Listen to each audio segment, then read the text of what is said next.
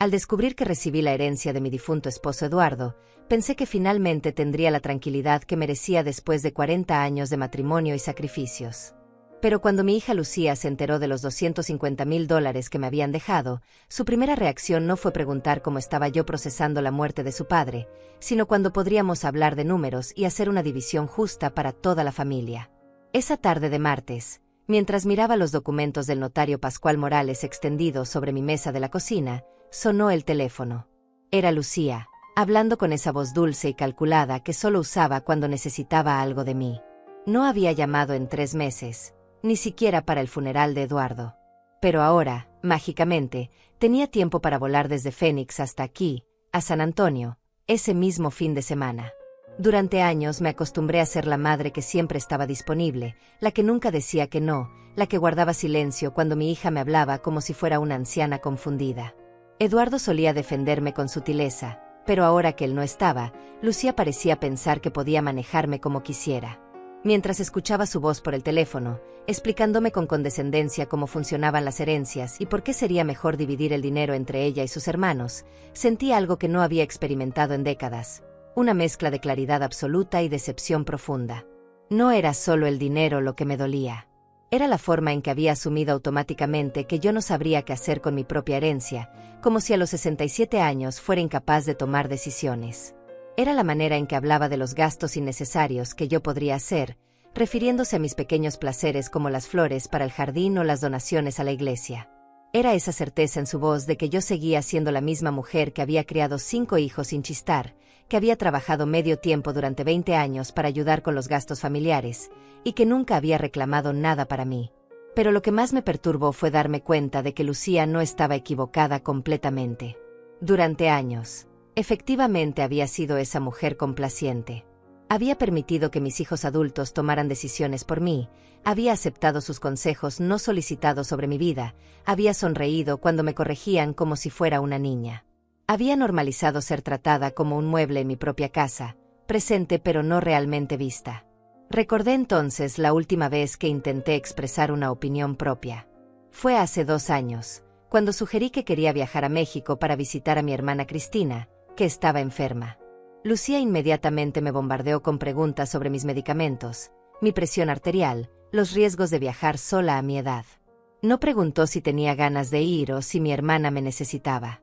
Solo calculó los inconvenientes que mi viaje podría causarle a ella, que tendría que estar preocupada por mí durante mi ausencia. Al final, cancelé el viaje. Cristina murió 4 meses después, sin que yo pudiera despedirme. Esa noche, después de colgar el teléfono, me quedé sentada en la cocina hasta muy tarde, rodeada por el silencio de una casa que ahora era completamente mía. Los papeles de la herencia seguían ahí, junto a una taza de té frío que había olvidado beber. Por primera vez en mucho tiempo, no tenía que preocuparme por preparar la cena para Eduardo ni por esperar llamadas de hijos adultos que solo contactaban cuando necesitaban dinero prestado o favores. En esa quietud, comencé a recordar cosas que había enterrado durante años. Pequeños momentos de humillación que había justificado como malentendidos o estrés familiar. La forma en que Lucía había cancelado mi visita para su cumpleaños el año pasado porque sus amigos de Phoenix iban a estar ahí y sería incómodo explicar por qué su madre hablaba con acento mexicano. Cómo había olvidado invitarme a la graduación de su hijo menor, mi nieto, porque el evento era muy pequeño e íntimo. La vez que me pidió que no usara mi vestido favorito, el rojo con flores, para su boda, porque no combinaba con el tema de colores que había elegido. Mientras revivía estos recuerdos, me di cuenta de que había desarrollado una habilidad especial para minimizar el dolor de estos desaires. Me había vuelto experta en encontrar excusas para el comportamiento de mis hijos, en racionalizar su falta de consideración como si fuera comprensible o incluso justificada. Están ocupados, me decía a mí misma. Tienen sus propias vidas. No es personal. Pero sentada ahí, con los documentos de una herencia que representaba la última muestra de amor de Eduardo, ya no podía seguir fingiendo que no veía lo que estaba pasando. La llamada de Lucía no había sido sobre preocuparse por mi bienestar o sobre honrar la memoria de su padre. Había sido sobre dinero, pura y simplemente.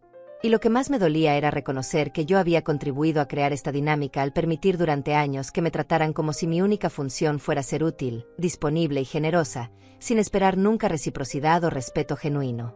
Esa madrugada, mientras el reloj marcaba las 3:30, tomé los documentos de la herencia y los leí palabra por palabra. Eduardo me había dejado todo a mí, sin condiciones, sin sugerencias sobre cómo debía usarlo. En su testamento, escrito de su puño y letra, había una nota que decía: para Delia, que se merece todo lo bueno que la vida no le dio mientras yo estuve aquí. Lloré leyendo esas palabras, porque me di cuenta de que mi esposo había visto lo que yo había negado durante tanto tiempo, que me había perdido a mí misma tratando de ser la madre perfecta para hijos que nunca valoraron mis sacrificios. Los días siguientes fueron como abrir un baúl lleno de recuerdos que había intentado olvidar. Cada vez que tocaba los papeles de la herencia, venían a mi mente episodios que había archivado bajo la etiqueta de cosas que pasan en las familias.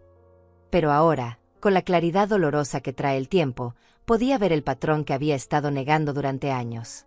Recordé el día de Navidad del año pasado, cuando llegué a casa de Lucía con los regalos que había comprado para mis nietos. Había gastado casi $300 en juguetes que había elegido cuidadosamente, recordando las cosas que cada uno había mencionado que quería. Pero cuando toqué la puerta, Lucía me recibió con una sonrisa tensa y me susurró que habían cambiado de planes. Los niños iban a pasar la tarde en casa de los otros abuelos, los padres del esposo de Lucía, porque tenían una piscina más grande y habían contratado un payaso.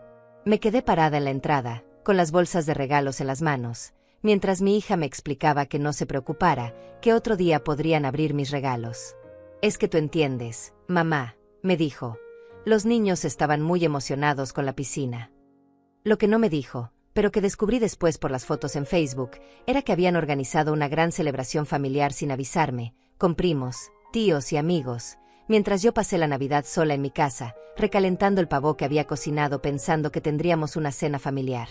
Esa noche había llamado a mi hija para preguntarle si habían disfrutado los niños, y ella me contestó con prisa, diciendo que estaba cansada por toda la actividad del día. No preguntó cómo había pasado yo la Navidad. No se disculpó por el cambio de último minuto. Simplemente asumió que yo lo entendería, como siempre lo hacía. Luego recordé el cumpleaños de mi nieta mayor, Isabella, cuando cumplió 15 años. Durante meses había estado ahorrando para comprarle algo especial. Sabía que Lucía había planeado una fiesta grande, y yo quería contribuir. Le ofrecí pagar el vestido de la quinceañera, que costaba $800. Lucía aceptó mi oferta inmediatamente, pero cuando llegó el día de la celebración, descubrí que había comprado 2 vestidos. Uno que yo pagué y otro aún más caro que usó Isabella para la fiesta principal. Durante la ceremonia, cuando tomaron las fotos familiares, me ubicaron en la última fila, casi escondida detrás de otros familiares más altos. En las fotos que subieron a las redes sociales, yo apenas se veía una parte de mi cabeza. Pero cuando se trataba de agradecer a los patrocinadores de la fiesta, mi nombre apareció en letras pequeñas al final de la lista, después de mencionar a todos los que habían contribuido con cantidades menores. Lo que más me dolió no fue la falta de reconocimiento, sino darme cuenta de que para Lucía yo era útil para pagar cosas, pero incómoda para exhibir. Como si mi presencia restara elegancia al evento. Como si tener una madre de 67 años, con arrugas y canas, no encajara con la imagen que quería proyectar de una familia próspera y moderna. Después de esa fiesta, pasaron 3 meses sin que Lucía me llamara. Yo intenté comunicarme varias veces, pero siempre me respondía con mensajes de texto cortos: «Muy ocupada esta semana, te llamo después, los niños tienen muchas actividades». Hasta que un día necesitó que cuidara a Isabella porque tenía una cita médica importante y su niñera habitual no podía. Entonces sí me llamó, con esa voz dulce y necesitada que yo conocía tan bien. También recordé la vez que me enfermé de neumonía hace 2 años. Estuve internada en el hospital durante una semana, y aunque les avisé a todos mis hijos, Lucía fue la única que no vino a visitarme. Me mandó flores con una tarjeta que decía que te mejores pronto, mamá, pero nunca apareció. Cuando salí del hospital, me llamó para preguntarme si ya estaba mejor, pero durante nuestra conversación mencionó 3 veces que había estado muy ocupada con un proyecto importante en su trabajo. En cambio, cuando su esposo tuvo una cirugía menor de rodilla el año pasado, esperaba que yo fuera a Phoenix a ayudar con los niños durante su recuperación. No me pidió que fuera, simplemente asumió que estaría disponible. Cuando le expliqué que Eduardo también estaba delicado de salud y que no podía dejarlo solo, me respondió con un tono frío que había pensado que podría contar conmigo. Como si mis propias responsabilidades y preocupaciones fueran menos importantes que las suyas. Estos recuerdos se sucedían uno tras otro, como fichas de dominó cayendo. Cada uno parecía insignificante por separado, pero juntos formaban un patrón claro. Yo existía en la vida de Lucía cuando me necesitaba, y desaparecía cuando mi presencia era inconveniente o cuando requería de su tiempo y atención. Lo más doloroso era reconocer que había colaborado activamente en crear esta dinámica. Cada vez que Lucía cancelaba una visita, yo encontraba una excusa para justificarla. Cada vez que me excluía de un evento familiar, yo racionalizaba sus razones. Cada vez que me trataba como si fuera una carga, yo me esforzaba más por ser útil y menos problemática. Durante 40 años había criado a 5 hijos, siendo una madre que nunca decía que no. Había trabajado turnos dobles en la fábrica textil para ayudar a Eduardo con los gastos de la casa. Había cocinado, limpiado, cosido ropa, ayudado con tareas, cuidado nietos, prestado dinero y dado consejos sin esperar nunca nada a cambio excepto amor y respeto. Pero ahora me daba cuenta de que para Lucía, todo eso no había sido amor maternal sino obligaciones que yo tenía que cumplir, como si ser madre fuera un trabajo del cual nunca podía jubilarme. Sentada en mi cocina, rodeada por estos recuerdos dolorosos, comprendí que la llamada sobre la herencia no había sido un evento aislado. Era simplemente la manifestación más clara de algo que había estado pasando durante años. Lucía veía a su madre como alguien que existía para servirle, no como una persona con deseos, necesidades y derechos propios. El viernes por la mañana, mientras preparaba café en la cocina que ahora parecía más silenciosa que nunca, acepté finalmente lo que había estado evitando reconocer durante años. Mi hija no me había excluido por error, distracción o circunstancias inevitables. Me había borrado deliberadamente de su vida porque mi presencia le resultaba incómoda, y había mantenido contacto conmigo solo cuando necesitaba algo. Esta comprensión no llegó con gritos ni lágrimas. Fue más bien como cuando se enciende una luz en una habitación oscura y de repente puedes ver todos los muebles que estaban ahí, pero que no podías distinguir antes. Durante décadas había caminado a ciegas por esta relación, tropezando con las mismas piedras una y otra vez, sin entender por qué me dolía tanto cada caída. Tomé mi taza de café y me senté en la silla donde Eduardo solía leer el periódico cada mañana. Desde ahí podía ver las fotos familiares que colgaban en la pared del comedor.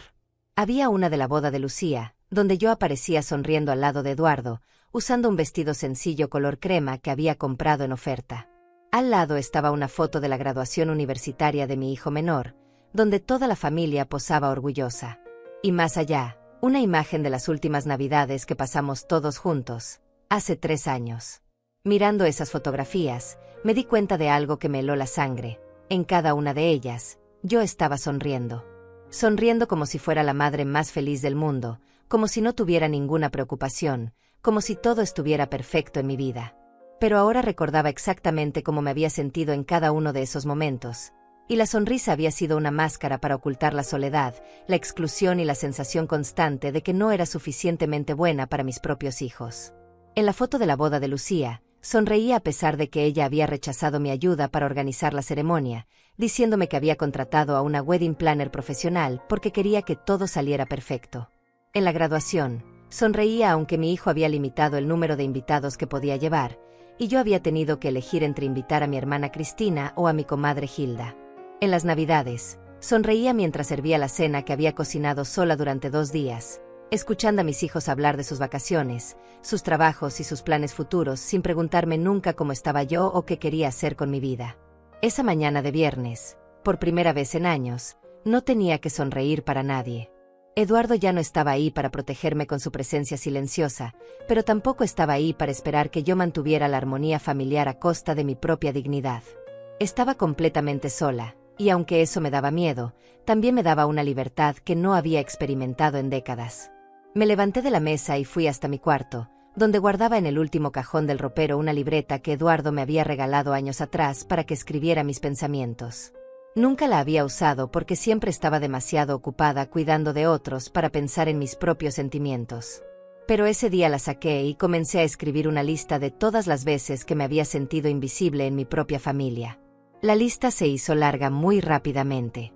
Escribí sobre las veces que mis opiniones habían sido ignoradas en las reuniones familiares, cuando trataba de sugerir restaurantes para las cenas de cumpleaños y mis hijos automáticamente elegían otros lugares sin considerar mis preferencias. Anoté las ocasiones en que había ofrecido ayuda genuina y me habían dicho que no se preocupara, pero luego habían aceptado la misma ayuda de otras personas. Recordé las conversaciones donde intentaba contar algo que me había pasado y la atención se desviaba inmediatamente hacia los problemas o logros de mis hijos, como si mis experiencias no fueran lo suficientemente interesantes para mantener su atención.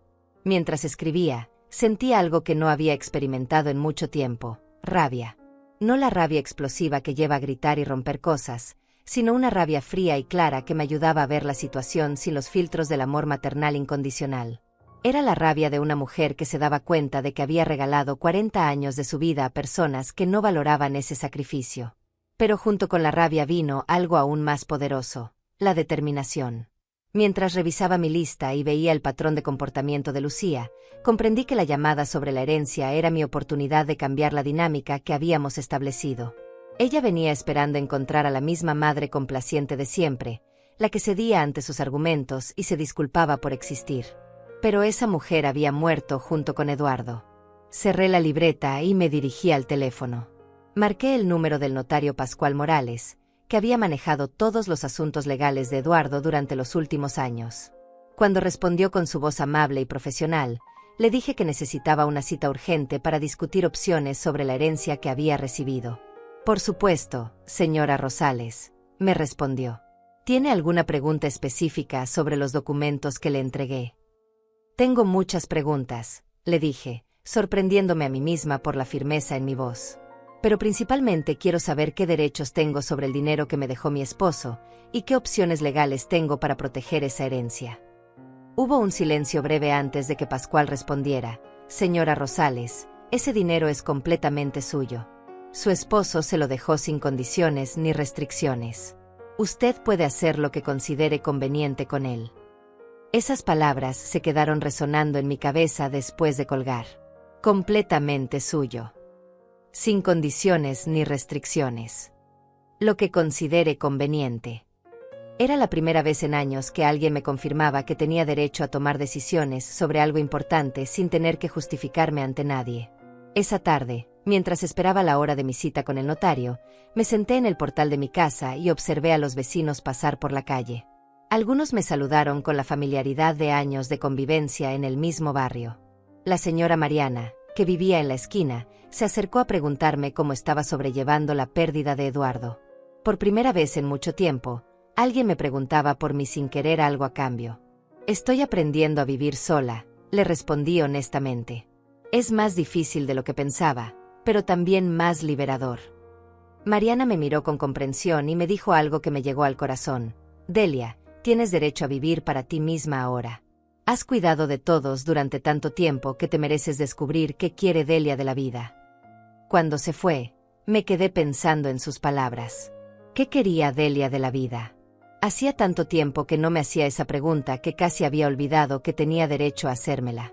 Durante décadas, mis deseos habían estado subordinados a las necesidades de Eduardo, de mis hijos, de mis nietos. Pero ahora, sentada en mi portal con los documentos de la herencia doblados en mi bolsillo, me di cuenta de que por primera vez en mi vida adulta tenía la libertad real de elegir qué hacer conmigo misma. El lunes por la mañana, cuando llegué a la oficina del notario Pascual Morales, esperaba una conversación rutinaria sobre papeleo y trámites bancarios. Lo que no esperaba era que ese encuentro cambiaría completamente mi perspectiva sobre los últimos años de mi matrimonio y me revelaría secretos que Eduardo había guardado hasta su muerte. Pascual me recibió en su oficina con la misma amabilidad profesional de siempre, pero noté algo diferente en su actitud. Parecía incómodo, como si tuviera algo importante que decirme, pero no supiera cómo empezar. Después de ofrecerme café y preguntarme por mi salud, se sentó detrás de su escritorio y abrió una carpeta que no había visto antes. Señora Rosales, comenzó con voz cautelosa. Antes de que discutamos las opciones para manejar su herencia, hay algo que Eduardo me pidió que le entregara solo después de que hubiera procesado la pérdida inicial. Han pasado 2 meses desde el funeral, y creo que es el momento adecuado. Del interior de la carpeta sacó un sobresellado con mi nombre escrito en la letra temblorosa pero inconfundible de Eduardo. Mi corazón comenzó a latir más rápido mientras tomaba el sobre entre mis manos. Era más pesado de lo que esperaba, como si contuviera más que una simple carta. Eduardo vino a verme hace 1 año, continuó Pascual mientras yo miraba el sobre sin atreverme a abrirlo. Estaba muy enfermo ya, aunque usted no lo sabía en ese momento. Me pidió que preparara no solo el testamento, sino también esta carta y algunos documentos que quería que usted conociera después de su muerte. Con manos temblorosas, abrí el sobre. Adentro había varias hojas escritas a mano por Eduardo, junto con copias de estados bancarios, recibos y fotografías que no reconocí inmediatamente. Comencé a leer la carta, y las primeras líneas me dejaron sin aliento. Mi querida Delia, decía la carta, si estás leyendo esto, significa que finalmente tuve el valor de decirte lo que no pude confesarte mientras vivía. Durante los últimos 10 años, he estado observando cómo nuestros hijos, especialmente Lucía, te han tratado, y me duele profundamente no haber hecho más para protegerte de su crueldad disfrazada de amor filial. Levanté la vista hacia Pascual, que me observaba con expresión comprensiva. ¿Eduardo sabía? Le pregunté con voz apenas audible. Sabía mucho más de lo que usted imagina, respondió el notario. Continúe leyendo. La carta de Eduardo continuaba. Delia, he visto cómo Lucía te manipula emocionalmente, cómo te excluye de eventos familiares y luego te hace sentir culpable por sentirte herida. He presenciado las llamadas donde solo te contacta cuando necesita dinero o favores, y he notado cómo tu sonrisa se ha vuelto más forzada cada año que pasa. Como tu esposo, debería haberte defendido más abiertamente, pero pensé que era mejor mantener la paz familiar. Me equivoqué. Mis ojos se llenaron de lágrimas mientras continuaba leyendo. Eduardo había documentado meticulosamente todos los incidentes que yo había tratado de olvidar o minimizar. Había anotado fechas, conversaciones, cantidades de dinero que Lucía me había pedido prestado y nunca devuelto.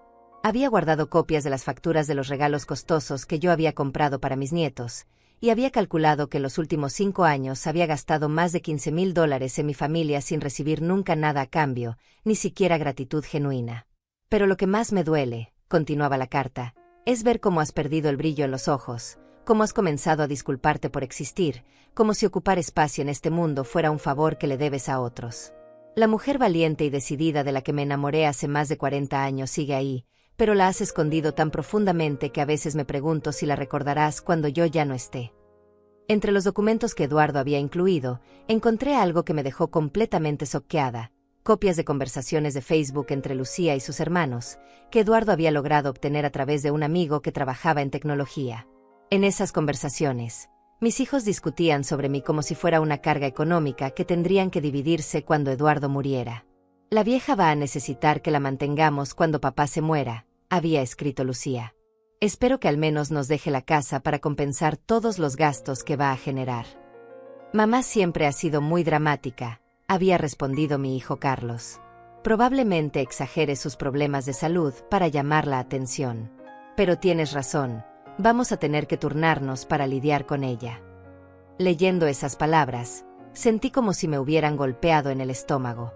No solo estaban planeando mi futuro sin consultarme, sino que hablaban de mí como si fuera un objeto problemático que tendrían que gestionar por obligación. Pascual me ofreció un vaso de agua mientras yo intentaba procesar esta información. Eduardo me mostró estas conversaciones hace 6 meses, me explicó. Fue entonces cuando decidió hacer algunos cambios importantes en su testamento original. ¿Qué cambios?, pregunté con voz quebrada. Inicialmente, Eduardo había planeado dividir la herencia entre usted y sus 5 hijos, respondió Pascual. Pero después de ver esas conversaciones y de observar el comportamiento de sus hijos hacia usted, decidió dejárselo todo a usted sin restricciones. Además, estableció una cláusula especial que protege esa herencia de cualquier reclamación legal de sus hijos. La carta de Eduardo concluía con palabras que me llegaron directamente al corazón. Delia, este dinero no es solo una herencia. Es mi última oportunidad de darte las herramientas para que recuperes tu dignidad y tu independencia. No se lo debes a nadie. No tienes que dividirlo por ser justa. No tienes que sentirte culpable por usarlo en lo que te haga feliz. Es tuyo, completamente tuyo, como debería haber sido tu vida durante todos estos años. Úsalo para viajar a lugares que siempre quisiste conocer. Cómprate ropa que te guste sin preguntarte si es demasiado cara. Dona dinero a las causas que consideres importantes. Pero sobre todo, úsalo para recordar que eres una mujer valiosa que merece respeto y amor genuino, no el amor condicionado que te han dado nuestros hijos. Al terminar de leer, me quedé sentada en silencio durante varios minutos. Todo mi mundo había cambiado en el espacio de una hora. Eduardo no solo había visto mi sufrimiento, sino que había tomado medidas concretas para protegerme después de su muerte. Me había dado no solo seguridad económica, sino también la confirmación de que mi dolor era real y justificado. «Hay una cosa más», dijo Pascual, sacando otro documento de la carpeta. «Eduardo también me pidió que le diera esto solo si usted decidía hacer cambios importantes en su vida». Era una carta de recomendación dirigida a un abogado especialista en derecho familiar, junto con $500 en efectivo y una nota que decía: «Para Delia, por si necesita protección legal contra nuestra propia familia». Salí de la oficina del notario con una claridad que no había tenido en años. Eduardo me había dado mucho más que dinero. Me había dado la validación de que mis sentimientos eran legítimos y las herramientas para defenderme. Ahora entendía que la llamada de Lucía no era solo sobre codicia, era sobre el pánico de descubrir que ya no podrían manipularme como antes. Esa tarde, cuando sonó el teléfono y vi el nombre de Lucía en la pantalla, por primera vez en años no corrí a contestar. Dejé que sonara hasta que se activó el buzón de voz. Tenía mucho que planear antes de enfrentar a mi hija, y ahora sabía exactamente lo que tenía que hacer. Durante los siguientes 3 días, me convertí en una detective de mi propia vida. Armada con la información que Eduardo me había dejado y la claridad dolorosa que me daban sus revelaciones, comencé a recopilar evidencias de años de manipulación y menosprecio que había normalizado como dinámicas familiares normales. Empecé por revisar mis estados de cuenta bancarios de los últimos 5 años. Eduardo tenía razón, las cifras eran devastadoras. Había prestado a Lucía un total de $8,400 en diferentes ocasiones, siempre con promesas de devolución que nunca se materializaron. El préstamo más grande había sido de $3,000 para una emergencia médica de su esposo, que después descubrí había sido para pagar unas vacaciones familiares a Disney World que vi publicadas en sus redes sociales. También encontré recibos de regalos que había comprado para cumpleaños, graduaciones y navidades. El vestido de 15 años de Isabella, la laptop para mi nieto menor cuando entró a la universidad, los juguetes costosos que compraba cada vez que visitaba Phoenix. Solo en el último año había gastado más de $4,000 en mi familia, sin incluir los pasajes de avión para visitarlos o el dinero que gastaba cuando ellos venían a San Antonio. Pero lo que más me impactó fue revisar mis fotografías. Tenía cajas llenas de imágenes familiares que había guardado cuidadosamente durante décadas, y al verlas con esta nueva perspectiva, pude identificar el momento exacto en que comenzó mi exclusión sistemática.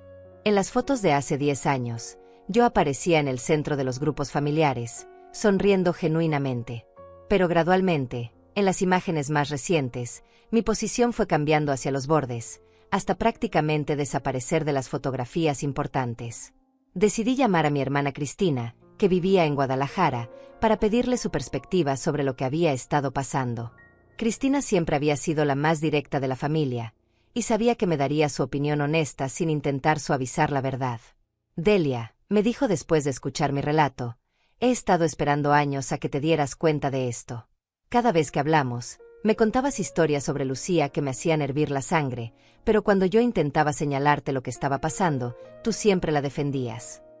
«¿Por qué nunca me lo dijiste más directamente?», le pregunté. «Lo intenté muchas veces», respondió Cristina con un suspiro. «Pero tú no querías escucharlo.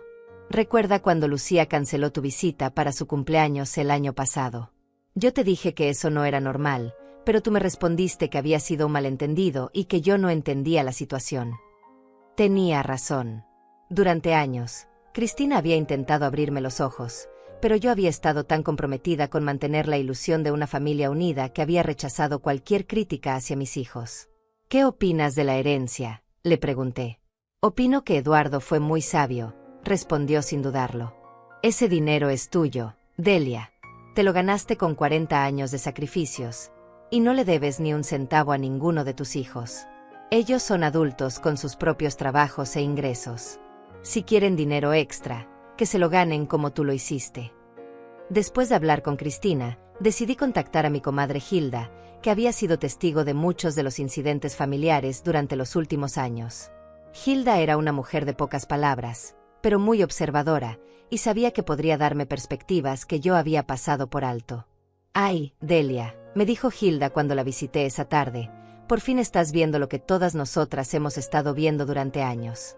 ¿Te acuerdas de la fiesta de graduación de tu nieto, cuando Lucía te pidió que llegaras temprano para ayudar con la decoración, pero luego te mandó a la cocina cuando comenzaron a llegar los invitados importantes? No lo recordaba así, pero Hilda me refrescó la memoria. Tú estuviste toda la mañana inflando globos y arreglando las mesas, pero cuando llegaron los padrinos de tu nieto y sus amigos de la universidad, Lucía te dijo que fueras a la cocina a verificar que hubiera suficientes bebidas. Te perdiste todo el discurso de graduación porque estabas sirviendo refrescos en la cocina como si fueras la empleada doméstica. Mientras Hilda hablaba, los recuerdos comenzaron a organizarse de manera diferente en mi mente. Situaciones que había interpretado como ayudar a la familia ahora las veía como lo que realmente habían sido, formas de mantenerme útil pero invisible, presente para el trabajo pero ausente para los momentos importantes. Y no me hagas recordar, continuó Hilda, todas las veces que Lucía te ha llamado para pedirte dinero prestado cuando tiene algún gasto inesperado, pero nunca te invita a acompañarlos cuando salen a cenar o van al cine. Para ella, tú existes solo cuando necesita algo. Esa noche, decidí hacer algo que nunca había hecho antes: investigar las redes sociales de mis hijos de manera sistemática. Durante años había seguido sus cuentas de Facebook e Instagram de forma casual, pero ahora revisé todo con atención detallada, buscando patrones. Lo que descubrí me rompió el corazón, pero también me confirmó lo que ya sospechaba. En los últimos 2 años, Lucía había publicado docenas de fotos familiares donde yo no aparecía. Había celebraciones de cumpleaños, reuniones familiares, vacaciones y actividades donde claramente había otros miembros de la familia presente, pero yo estaba ausente. En algunas fotos podía ver parte de mi casa al fondo, lo que significaba que estas reuniones habían ocurrido cuando Lucía venía a San Antonio, pero sin invitarme. Más doloroso aún fue descubrir que mis otros hijos habían estado participando en estas reuniones sin avisarme. En una foto del cumpleaños de mi hijo Carlos, tomada en un restaurante de San Antonio donde claramente había una celebración grande, pude contar al menos 15 familiares que reconocí. La fecha en la foto era de hace 6 meses, y yo no había sabido nada de esta celebración. También encontré conversaciones públicas en Facebook donde mis hijos discutían planes familiares, intercambiaban recetas y compartían noticias sin incluirme en las conversaciones. Era como si hubieran creado una versión de la familia donde yo no existía, excepto cuando me necesitaban para algo específico. Al día siguiente, decidí visitar al abogado que Eduardo me había recomendado. Elías Márquez era un hombre de unos 50 años, especializado en derecho familiar y protección de patrimonios. Cuando le expliqué mi situación y le mostré los documentos que Eduardo había preparado, su reacción fue inmediata. Señora Rosales, me dijo después de revisar todo el material, su esposo la protegió legalmente de manera muy inteligente. Esta herencia está blindada contra cualquier reclamo de sus hijos. Pero más importante aún, usted tiene evidencia documentada de un patrón de abuso emocional y manipulación financiera. ¿Abuso emocional?, pregunté, sorprendida por el término. Lo que me está describiendo es una forma sistemática de aislamiento, manipulación y explotación económica, explicó Elías. El hecho de que la excluyan de eventos familiares mientras esperan que financie los gastos de la familia es una forma de abuso. El hecho de que solo la contacten cuando necesitan dinero o favores, pero la ignoren cuando usted podría necesitar apoyo emocional, también constituye un patrón de maltrato. Elías me ayudó a organizar toda la evidencia que había recopilado: los estados de cuenta que mostraban los préstamos nunca devueltos, las copias de las conversaciones de Facebook que Eduardo había obtenido, las fotografías que documentaban mi exclusión progresiva, y los testimonios de Cristina y Hilda. ¿Qué recomienda que haga?, le pregunté. Primero, respondió Elías, recomiendo que transfiera la herencia a una cuenta bancaria nueva, en un banco diferente, donde solo usted tenga acceso. Segundo, sugiero que cuando su hija venga a visitarla, tenga esta conversación en presencia de un testigo neutral. Y tercero, esté preparada para establecer límites claros sobre cómo quiere ser tratada en el futuro. Salí de la oficina de Elías con un plan concreto y la certeza de que tenía razón para sentirme como me había sentido durante años. No estaba loca, no estaba siendo dramática, y no estaba malinterpretando las situaciones. Había sido víctima de un tipo de maltrato que es particularmente cruel porque viene disfrazado de amor familiar. Esa noche, mientras organizaba todos los documentos y evidencias en mi mesa de cocina, me di cuenta de que Eduardo me había dado mucho más que una herencia económica. Me había dado las herramientas para recuperar mi dignidad y la fuerza para enfrentar una verdad que había estado evitando durante años. El teléfono sonó 3 veces esa noche. Las 3 veces era Lucía. Las 3 veces dejé que se activara el buzón de voz. Ya no estaba evitando la conversación por miedo, la estaba posponiendo porque quería estar completamente preparada para lo que sabía que sería el encuentro más importante de mi vida. El jueves por la mañana, después de una semana de preparativos silenciosos, finalmente contesté la llamada de Lucía. Su voz sonaba más tensa de lo habitual, con esa mezcla de impaciencia y falsa preocupación que yo había aprendido a reconocer durante años. «Mamá, he estado llamándote toda la semana», me dijo con un tono que pretendía ser cariñoso pero que no podía ocultar su irritación. «¿Estás bien?» Me tenías preocupada. «Estoy perfectamente bien, Lucía», le respondí con una calma que me sorprendió a mí misma. «Solo he estado ocupada resolviendo algunos asuntos importantes». «Eso es exactamente de lo que quería hablarte», respondió rápidamente. «Sobre los asuntos de papá y todo eso. Creo que es importante que nos reunamos pronto para revisar las cosas juntas. Tú sabes que estas situaciones legales pueden ser muy complicadas, y no queremos que cometas algún error». Ahí estaba de nuevo, la suposición automática de que yo no era capaz de manejar mis propios asuntos. Pero esta vez, en lugar de sentirme herida o insegura, sentí una extraña sensación de poder. «Tienes razón», le dije. «Creo que es hora de que tengamos una conversación seria. ¿Por qué no vienes este fin de semana? Podemos hablar con calma». El alivio en su voz fue inmediatamente evidente. «Perfecto, mamá. Llego el sábado en la tarde. Y no te preocupes por nada. Ya tengo algunas ideas sobre cómo podemos manejar todo esto de la mejor manera para toda la familia». Después de colgar, me quedé sentada en mi sala, sonriendo por primera vez en semanas. Lucía había caído directamente en la trampa que yo no sabía que estaba tendiendo. Venía preparada para una negociación, pero lo que se iba a encontrar sería algo completamente diferente. Durante los siguientes 2 días, preparé meticulosamente cada detalle del encuentro. Primero, llamé a mi comadre Hilda y le pedí que viniera el sábado por la tarde, explicándole que necesitaba un testigo para una conversación importante con Lucía. Hilda, que conocía muy bien la situación, aceptó inmediatamente. «¿Quieres que esté presente durante toda la conversación?», me preguntó. «Sí», le respondí. «Necesito que alguien neutral escuche todo lo que se va a decir. Y Hilda, si ves que estoy comenzando a ceder o a disculparme, quiero que me interrumpas».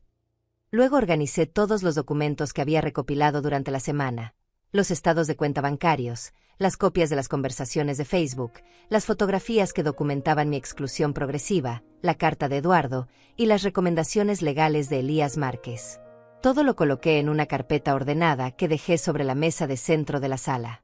El viernes por la mañana fui al banco y transferí la herencia completa a una nueva cuenta en una institución diferente, siguiendo las recomendaciones de Elías. Los $250,000 ahora estaban en una cuenta que solo tenía mi nombre y mi firma. Por primera vez en mi vida, tenía seguridad económica que nadie podía tocar sin mi consentimiento. También fui de compras, algo que no había hecho para mí misma en años. Me compré un vestido nuevo, color vino, que me hacía sentir elegante y segura. Fui a la peluquería y me arreglé el cabello de una manera diferente, más moderna. Cuando me miré en el espejo, vi a una mujer que no reconocía completamente, alguien que parecía tener control sobre su propia vida. El sábado por la mañana limpié la casa de arriba abajo, pero no porque quisiera impresionar a Lucía, sino porque quería que todo estuviera perfecto para lo que sabía que sería un momento histórico en mi vida. Preparé café y compré galletas en la panadería que estaba cerca de casa. No iba a cocinar una comida completa como hacía siempre que venían mis hijos. Esta reunión era sobre negocios, no sobre demostrar que seguía siendo la madre servicial de siempre. A las 2 de la tarde llegó Hilda, puntual como siempre. Se veía un poco nerviosa, pero determinada. Habíamos sido amigas durante más de 20 años, y ella había presenciado muchos de los momentos difíciles de mi relación con mis hijos. ¿Estás segura de que quieres hacer esto, Delia?, me preguntó mientras nos sentábamos en la sala a esperar. Más segura de lo que he estado de cualquier cosa en mi vida, le respondí. Hilda, durante años he permitido que me traten como si fuera un mueble en mi propia familia. Eduardo me dio las herramientas para cambiar eso, y no voy a desperdiciar esta oportunidad. A las 3:30 llegó Lucía. La vi desde la ventana bajándose de un taxi con una maleta pequeña y esa sonrisa confiada que siempre usaba cuando venía a resolver mis problemas. Llevaba un traje elegante y zapatos caros, la imagen perfecta de una mujer profesional exitosa que venía a manejar los asuntos financieros de su madre ingenua. Cuando abrí la puerta, su sonrisa vaciló ligeramente al verme. El vestido nuevo, el peinado diferente, algo en mi postura había cambiado, y ella lo notó inmediatamente. «Mamá, te ves diferente», me dijo mientras me daba un abrazo mecánico. «Me siento diferente», le respondí. «Pasa, tenemos mucho de qué hablar». Cuando entramos a la sala y Lucía vio a Hilda sentada en el sillón, su confusión fue evidente. «Hola, Hilda», la saludó con cortesía forzada. «No sabía que ibas a estar aquí». Yo le pedí a Hilda que estuviera presente. Intervine antes de que Hilda pudiera responder. «Para esta conversación necesito un testigo». La palabra testigo claramente alarmó a Lucía. Se sentó en el sofá con una rigidez que no había mostrado antes, y noté que sus ojos se dirigieron inmediatamente a la carpeta de documentos que estaba sobre la mesa. «Mamá, ¿qué es todo esto?», preguntó, señalando la carpeta. Pensé que íbamos a tener una conversación informal sobre cómo manejar la herencia de papá. «Es exactamente eso», le respondí, sentándome en mi silla favorita, la que Eduardo había usado durante años para leer el periódico. «Una conversación sobre la herencia. Pero antes de hablar del dinero, necesito que hablemos de otras cosas». Lucía se removió incómodamente en su asiento. Podía ver que la situación no estaba desarrollándose como ella había planeado. Había venido esperando encontrar a la madre complaciente y algo confundida que podría convencer fácilmente de dividir la herencia. En cambio, se encontraba con una mujer organizada, acompañada de un testigo, y con documentos que sugerían una agenda muy diferente. «¿Qué tipo de cosas?», preguntó con cautela. «Cosas sobre nuestra relación, Lucía. Sobre cómo me has tratado durante los últimos años.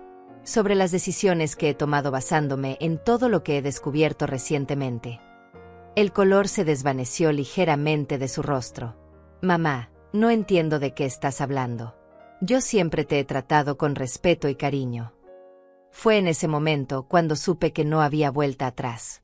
Lucía iba a mentir, a manipular y a tratar de hacerme sentir culpable, exactamente como había hecho durante años. Pero esta vez yo estaba preparada. «Lucía», le dije con una voz más firme de la que había usado con ella en décadas, «antes de que digas otra palabra, quiero que sepas que tengo documentos que prueban exactamente cómo me has tratado. Tengo evidencia de conversaciones, fotografías, estados de cuenta y testimonios. Así que te sugiero que pienses muy cuidadosamente antes de continuar mintiendo». El silencio que siguió fue denso y pesado. Lucía me miró como si estuviera viendo a una extraña, porque en cierto sentido, era verdad. La madre que había conocido durante 40 años, la que siempre cedía ante sus argumentos y se disculpaba por existir, había desaparecido. En su lugar estaba una mujer que había recuperado su voz y no tenía miedo de usarla. Hilda permaneció en silencio, pero pude sentir su apoyo solidario desde el otro lado de la sala. Era hora de comenzar la conversación más importante de mi vida, y por primera vez en años, sabía exactamente lo que tenía que decir. Abrí la carpeta de documentos con movimientos deliberados y pausados, mientras Lucía me observaba con una mezcla de confusión y alarma creciente. El silencio en la sala era tan denso que podía escuchar el tic-tac del reloj de pared que Eduardo había comprado en nuestro 10º aniversario. «Lucía», comencé con una voz que sonaba más serena de lo que me sentía por dentro, «voy a mostrarte exactamente por qué he tomado las decisiones que he tomado sobre la herencia de tu padre.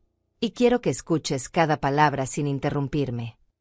Saqué el primer documento, los estados de cuenta bancarios de los últimos 5 años. Los puse sobre la mesa de centro donde ella pudiera verlos claramente. «Estos son mis registros bancarios», continué.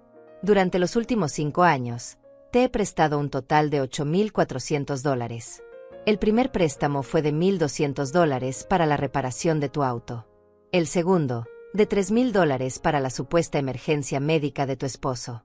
El tercero, de $1,500 para el depósito del apartamento nuevo. El cuarto». «Mamá, espera», intentó interrumpir Lucía, pero levanté mi mano para detenerla. «No he terminado», le dije firmemente. «De estos $8,400, Has devuelto exactamente cero. Ni un centavo. Durante 5 años, cada vez que te pregunté sobre los pagos, tenías una excusa diferente: problemas laborales, gastos inesperados, dificultades temporales. Pero estas fotografías. Saqué las imágenes impresas de sus redes sociales, las vacaciones en Disney World que había pagado con el dinero de la emergencia médica, las cenas en restaurantes caros, los regalos costosos para sus hijos. Estas fotografías muestran exactamente en qué gastaste el dinero que me pediste prestado. En entretenimiento, lujos y caprichos, mientras yo comía frijoles y arroz para poder prestarte lo que necesitabas. Lucía se había puesto pálida, pero aún intentaba mantener su compostura. Mamá, esas cosas son complicadas.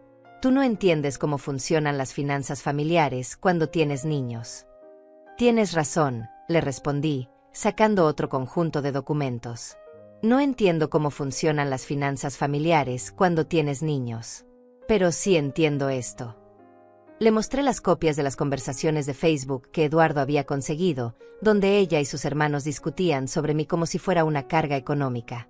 Eduardo me dejó estas conversaciones antes de morir. ¿Reconoces estas palabras, Lucía? La vieja va a necesitar que la mantengamos cuando papá se muera. Espero que al menos nos deje la casa para compensar todos los gastos que va a generar. Al leer sus propias palabras en voz alta, Lucía se desplomó visiblemente en el sofá. Su máscara de hija preocupada comenzó a resquebrajarse. Y aquí, continué, leyendo de otro mensaje, mamá siempre ha sido muy dramática. Probablemente exagere sus problemas de salud para llamar la atención. Estas son las palabras de una hija que me ha tratado con respeto y cariño. Mamá, esas conversaciones fueron sacadas de contexto. Intentó defenderse Lucía, pero su voz ya no sonaba convincente ni para ella misma. ¿De contexto?, repetí, sacando las fotografías familiares que había organizado cronológicamente. Y esto también está sacado de contexto. Extendí sobre la mesa docenas de fotografías de los últimos 5 años. Celebraciones familiares, cumpleaños, graduaciones, reuniones donde yo había sido sistemáticamente excluida o colocada en posiciones marginales. Aquí está la fiesta de cumpleaños de Carlos, hace 6 meses, en un restaurante de San Antonio. 15 familiares presentes, incluida tú que volaste desde Phoenix. Yo no fui invitada. Aquí está la graduación de mi nieto menor, donde me dijiste que el evento era muy pequeño e íntimo, pero puedo contar 23 personas en esta fotografía. Aquí está la celebración del Día de las Madres del año pasado, donde aparentemente todas las madres de la familia fueron honradas excepto yo. Cada fotografía que ponía sobre la mesa era como una puñalada para Lucía, quien había comenzado a mirar hacia el suelo, incapaz de sostener mi mirada. Pero lo que más me duele, continué, sacando la carta de Eduardo, es que tu padre vio todo esto y no me lo dijo para proteger la armonía familiar. Él documentó cada humillación, cada exclusión, cada momento en que me trataste como si fuera un estorbo. Lucía levantó la vista bruscamente. Papá no entendía nada. Él no sabía lo difícil que es manejar una familia, el trabajo, los niños. A veces las cosas se complican y no es personal. No es personal. Mi voz se alzó por primera vez en toda la conversación. ¿Excluirme de eventos familiares no es personal? ¿Hablar de mí como la vieja, que va a ser una carga no es personal? ¿Pedirme dinero prestado y nunca devolverlo no es personal? Hilda, que había permanecido en silencio durante toda la confrontación, finalmente habló. Lucía, yo he sido testigo de muchas de estas situaciones. He visto cómo has tratado a tu madre durante años, y no hay excusa que justifique ese comportamiento. Lucía se volvió hacia Hilda con una expresión de desesperación. Tú no entiendes, Hilda. Mi madre puede ser muy demandante. Siempre quiere estar involucrada en todo. Siempre tiene opiniones sobre cómo debemos manejar nuestras vidas. ¿Demandante?, repetí, sintiendo una mezcla de incredulidad y rabia. ¿Cuándo he sido demandante, Lucía? ¿Cuándo te ofrecí pagar el vestido de 15 años de Isabella? ¿Cuándo cuidé a tus hijos sin cobrar ni un centavo durante años? ¿Cuándo trabajé turnos dobles para ayudar con los gastos familiares cuando eran pequeños? Eso es diferente, murmuró Lucía, pero su argumento se desmoronaba visiblemente. No, no es diferente, le dije, sacando el último documento, la recomendación legal de Elías Márquez. Es exactamente lo mismo. Durante años has tomado mi generosidad, mi amor y mi dinero como si fuera tu derecho, pero me has negado lo único que realmente quería, respeto y un lugar en mi propia familia. Le mostré el documento legal. Este abogado me explicó que lo que has estado haciendo tiene un nombre: abuso emocional y manipulación financiera. Y me explicó que tengo derechos, Lucía. Derechos que he ignorado durante años, porque pensé que ser una buena madre significaba aceptar cualquier tratamiento que mis hijos decidieran darme. Yo no te he abusado emocionalmente, gritó Lucía, perdiendo finalmente la compostura. Todo lo que he hecho ha sido por tu propio bien. Tú no entiendes cómo funciona el mundo moderno. Necesitas que alguien te guíe. Por mi propio bien. Mi voz se volvió peligrosamente calmada. ¿Excluirme de la vida de mis nietos es por mi propio bien? ¿Hacer que me sienta invisible en mi propia familia es por mi propio bien? Me levanté de mi silla y caminé hacia la ventana, necesitando un momento para controlar las emociones que amenazaban con desbordarme. Lucía, dije finalmente, volviéndome para mirarla directamente a los ojos, vine preparada para esta conversación porque sabía exactamente cómo ibas a reaccionar.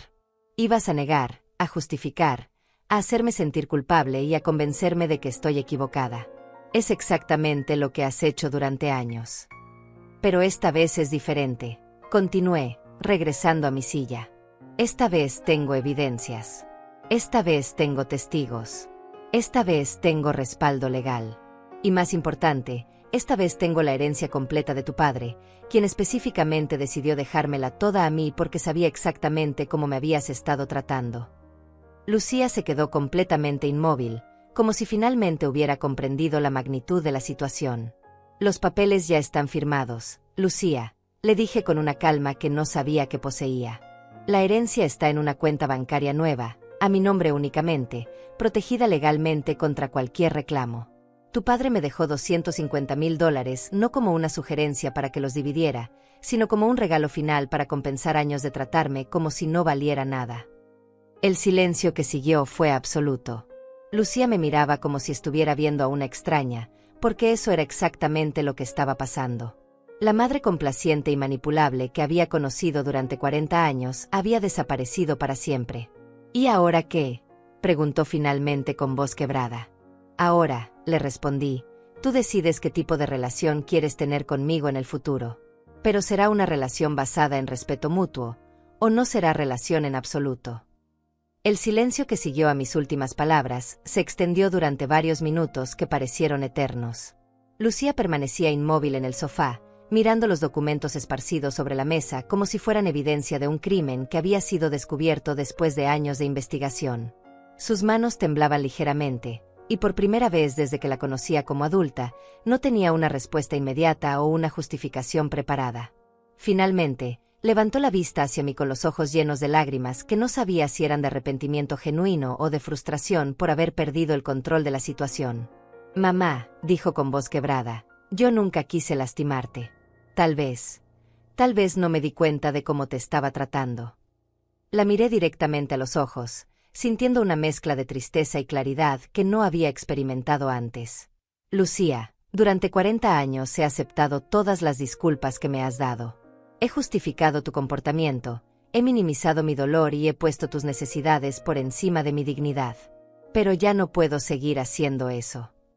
Me levanté de mi silla y caminé hacia la repisa donde guardaba las fotografías familiares que había estado mirando durante toda la semana. Mira estas fotos, le dije, tomando una imagen de cuando ella tenía 10 años y estábamos juntas en el parque. ¿Recuerdas a esta niña? Yo la recuerdo perfectamente. Era curiosa, cariñosa, siempre quería ayudarme en la cocina y me contaba todos sus secretos. ¿Qué le pasó a esa niña? Lucía comenzó a llorar en silencio, pero no me moví para consolarla como había hecho miles de veces en el pasado. Te voy a decir qué le pasó, continué. Esa niña creció y decidió que su madre no era lo suficientemente sofisticada, educada o exitosa para formar parte de la vida que quería construir. Decidió que era más fácil mantenerme a distancia que arriesgarse a que sus amigos o colegas me conocieran y la juzgaran. Eso no es cierto, sollozó Lucía, pero su protesta sonaba débil incluso para ella misma. No es cierto, Saqué mi teléfono y le mostré capturas de pantalla de sus redes sociales. En los últimos 2 años has publicado 137 fotografías familiares. Aparezco en 4 de ellas, y en las 4 estoy en el fondo o parcialmente oculta. Has compartido historias sobre la influencia de figuras maternas en tu vida, citando a maestras, mentoras y hasta personajes ficticios, pero nunca has mencionado a tu propia madre. Hilda, que había permanecido como testigo silencioso de esta confrontación, finalmente habló. Lucía, durante años he visto cómo tu madre se disculpa por existir. He visto cómo se emociona cuando la llamas, como si fuera un regalo inesperado en lugar de algo normal entre madre e hija. Eso no es amor, es migajas de atención que le das cuando te conviene. Lucía se volvió hacia Hilda con expresión desesperada. Pero yo sí la amo. Ella es mi madre. Amar no es suficiente, Lucía, intervine. Tus hermanos también me aman, según dicen. Pero amor sin respeto, amor sin consideración, amor que solo aparece cuando necesitas algo, no es el tipo de amor que una madre merece después de 40 años de sacrificios. Regresé a mi silla y tomé la carta de Eduardo que estaba sobre la mesa. Tu padre escribió algo en esta carta que me llegó directo al corazón, le dije, leyendo las palabras que había memorizado. Delia, este dinero no es solo una herencia. Es mi última oportunidad de darte las herramientas para que recuperes tu dignidad y tu independencia. ¿Sabes qué significa eso, Lucía? Significa que tu padre vio lo que yo no quería admitir, que había perdido mi dignidad tratando de mantener una relación contigo que solo existía en mis términos cuando te convenía. Me levanté nuevamente y caminé hacia la ventana que daba al jardín que Eduardo y yo habíamos cuidado juntos durante tantos años. Durante la última semana, he tomado decisiones que nunca pensé que tendría el valor de tomar, continué. Transferí la herencia completa a una cuenta nueva donde solo yo tengo acceso. Consulté con un abogado que me confirmó mis derechos legales. Pero más importante, comencé a hacer planes para mi vida que no incluyen esperar que mis hijos me valoren. Lucía dejó de llorar y me miró con alarma. ¿Qué tipo de planes? Planes para viajar, le respondí. Tu padre y yo nunca pudimos permitirnos unas vacaciones reales porque siempre estábamos ayudando a la familia con gastos. Ahora voy a conocer lugares que siempre soñé visitar. Planes para donar dinero a causas que me importan, sin preguntar a nadie si está bien. Planes para comprarme cosas que me gusten sin sentirme culpable por gastar dinero en mí misma. También, continué, volviéndome para mirarla directamente, tengo planes para construir relaciones genuinas con las personas que realmente me valoran. Mi hermana Cristina me ha invitado a pasar una temporada en Guadalajara. Mis vecinos aquí me han demostrado más consideración en las últimas semanas que tú en los últimos años. El impacto de mis palabras fue visible en el rostro de Lucía. Por primera vez, parecía comprender que las consecuencias de años de maltrato no se limitaban a una conversación incómoda o una regañada maternal. Estaba perdiendo a su madre de manera definitiva. Mamá, por favor, dijo con voz desesperada. Dime qué puedo hacer para arreglar esto. Cambiaré, te lo prometo. Incluiré en todo, te llamaré más seguido, te visitaré más. La miré con una mezcla de tristeza y compasión que no esperaba sentir. Lucía, durante años he escuchado esas mismas promesas cada vez que mi dolor se volvía demasiado evidente para ignorarlo. Promesas que duraban unas semanas hasta que volvías a los mismos patrones de comportamiento. Pero ahora es diferente, insistió. Ahora entiendo lo que he estado haciendo mal. Tal vez, le respondí. Pero yo ya no estoy dispuesta a arriesgar mi bienestar emocional esperando a ver si esta vez es real. He pasado demasiados años de mi vida siendo la madre que siempre perdona, que siempre entiende, que siempre da otra oportunidad. Hilda se levantó de su silla y se acercó a mí. Delia tiene razón, Lucía. Tu madre ha dado demasiadas oportunidades que han sido desperdiciadas. Si realmente quieres cambiar, vas a tener que demostrarlo con acciones consistentes durante mucho tiempo, sin esperar perdón inmediato. Lucía nos miró a ambas con una expresión de derrota total. ¿Entonces esto es todo? Ya no soy tu hija. Siempre serás mi hija, le respondí con una voz más suave de la que había usado durante toda la conversación. Pero ya no voy a ser la madre que acepta migajas de cariño y las celebra como si fueran banquetes. Ya no voy a ser la madre que se disculpa por tener necesidades emocionales. Ya no voy a ser la madre que financia tu vida mientras tú me excluyes de la mía. Si quieres tener una relación conmigo en el futuro, continué, va a tener que ser una relación entre dos adultas que se respetan mutuamente. No entre una madre desesperada por atención y una hija que la tolera cuando le conviene. Lucía permaneció sentada en el sofá durante varios minutos más, procesando lo que había escuchado. Finalmente, se levantó y caminó hacia la puerta con movimientos lentos y pesados. ¿Puedo llamarte?, preguntó sin volverse a mirarme. Puedes, le respondí. Pero cuando lo hagas, asegúrate de que sea porque genuinamente quieres hablar conmigo, no porque necesites algo o porque te sientes culpable. Y prepárate para una relación completamente diferente a la que hemos tenido hasta ahora. Después de que Lucía se fue, Hilda y yo nos quedamos sentadas en la sala, rodeadas por los documentos que habían cambiado mi vida para siempre. ¿Cómo te sientes?, me preguntó Hilda. Libre, le respondí sin dudarlo. Por primera vez en años, me siento completamente libre. Han pasado 6 meses desde aquella tarde cuando mi mundo cambió para siempre en mi propia sala. Mientras escribo estas reflexiones en la libreta que Eduardo me regaló años atrás, puedo decir con certeza que la mujer que era antes de esa confrontación ya no existe. En su lugar hay alguien que reconozco vagamente de mis años de juventud, una mujer que tiene opiniones propias, que toma decisiones sin pedir permiso, y que no se disculpa por ocupar espacio en este mundo. La primera decisión importante que tomé después de que Lucía se fuera fue viajar a Guadalajara para visitar a mi hermana Cristina. Gasté $2,000 en ese viaje, dinero que antes me habría parecido una extravagancia imperdonable. Pero mientras caminaba por las calles donde había jugado de niña, compartiendo recuerdos y risas con mi hermana, comprendí que no estaba gastando dinero en un capricho, estaba invirtiendo en mi propia felicidad. Cristina me recibió con una mezcla de alegría y orgullo que no esperaba. «Por fin recuperaste a la Delia que conocía antes de que te casaras», me dijo la primera noche, mientras tomábamos café en su cocina. Durante años, cuando hablábamos por teléfono, sonabas como alguien que se había perdido a sí misma. En Guadalajara pasé 3 semanas redescubriendo partes de mí que había enterrado bajo décadas de maternidad sacrificada.